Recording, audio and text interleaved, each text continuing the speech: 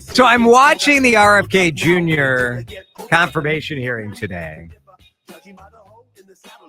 And my first reaction is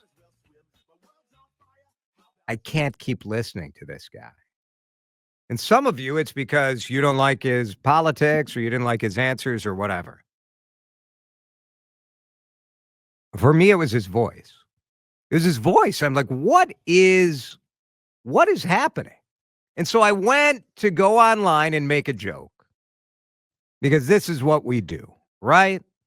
We try to make a little snarky snark remark, get a couple of likes. Yuck, yuck, yuck. DeRusha sure is funny. And then I stopped myself and I said, you know what? Before I make fun of RFK Jr.'s voice, I'd better look to see if there's something medically wrong with him. So, like, I'm not up with the chat GPT like everybody else. So I go to the Google machine and I typed in RFK Jr. voice, what's wrong? And up comes a million articles.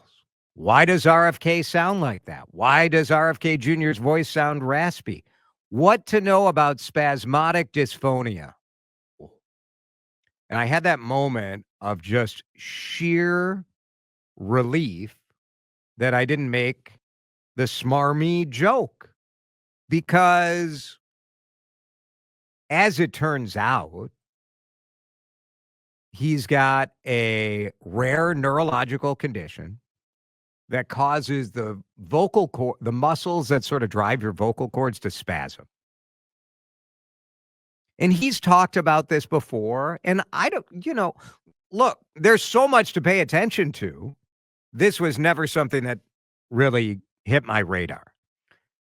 And I share this because one, like it happens to all of us, right? Like that idea, like where you're going to make the mean joke, you're going to make the mean remark.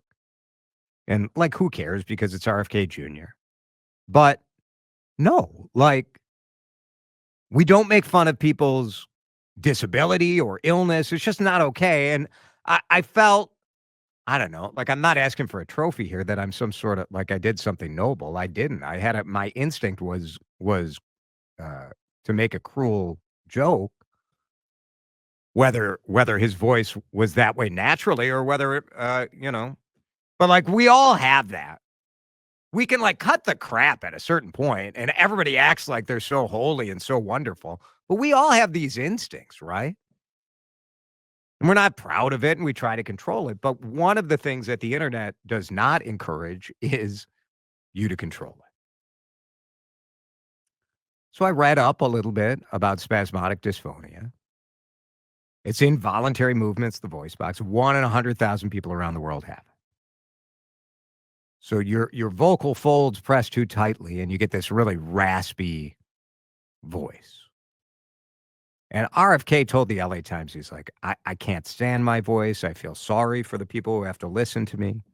My voice doesn't really get tired. It just sounds terrible. Which has to be just absolutely horrifying, right? Like you know how you should sound and you don't sound that way. So on Threads, I'm on all the social medias at DeRusha J on Threads.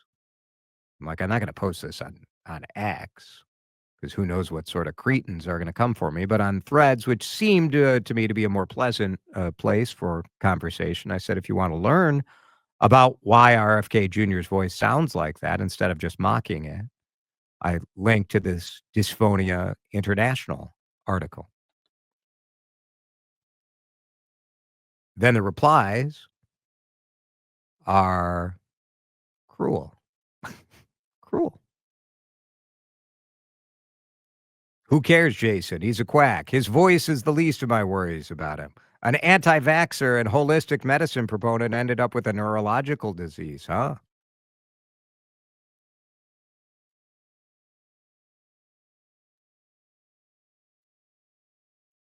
We have this situational humanity. We decide who deserves our humanity, who deserves our empathy and our kindness. And I think it is so sick. It's just sick.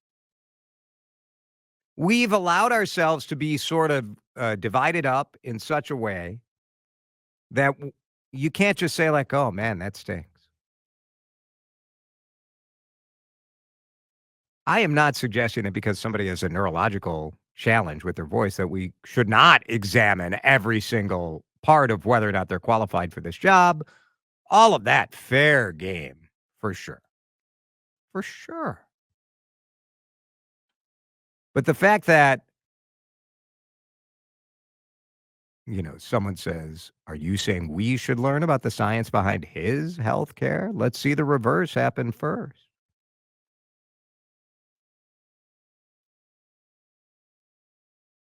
It's all right to mock people for their views. It's also okay to express empathy for people who you disagree with. That to me is what I found like we've lost.